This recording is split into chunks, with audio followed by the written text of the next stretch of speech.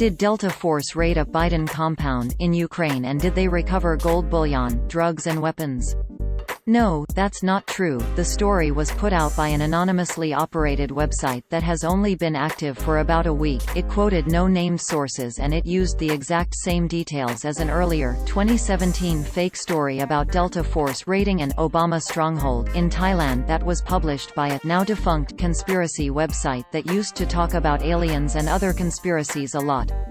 The story appeared as an article published by Real Raw News on January 4, 2021 titled Delta Force Raids Biden Compound in Ukraine, Real Raw News, which opened, quote, "During the pre-dawn hours on New Year's Day, Delta Force operators infiltrated a Biden-controlled stronghold in southeast Ukraine near the port city of Mariupol," according to an anonymous White House source who said President Trump greenlit the operation following a series of telephone calls to U.S. military commanders and to Ukrainian President Volodymyr Zelensky.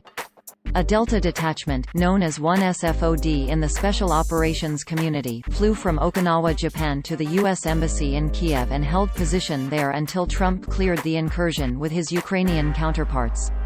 Reliable sources said the Trump administration had obtained credible evidence that the Biden family, by proxy, owned a 200-acre estate and office building 50 kilometers northwest of Mariupol.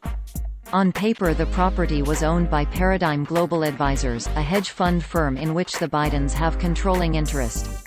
End quote. This is what the article looked like. Source: Lead Stories screenshot taken on January 5, 2021. Compare the opening of that story to this one published by someoneones.com on December 27, 2017 entitled Delta Force Raids Obama Stronghold in Thailand. Quote, "During the pre-dawn hours on Christmas Day, Delta Force operators launched a precision strike against an Obama-controlled stronghold in Thailand," says an active Secret Service agent who claims President Trump green-lit the operation following a series of telephone calls to United States military commanders and to Thailand Prime Minister Prayut Chan-o-cha.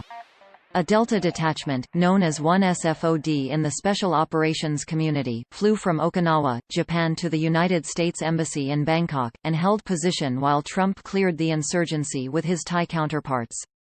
According to our source, the Trump administration learned that Obama, by proxy, owned a mansion and a 400-acre estate on the outskirts of the city of Si Sa Ket, approximately 500 kilometers from Bangkok.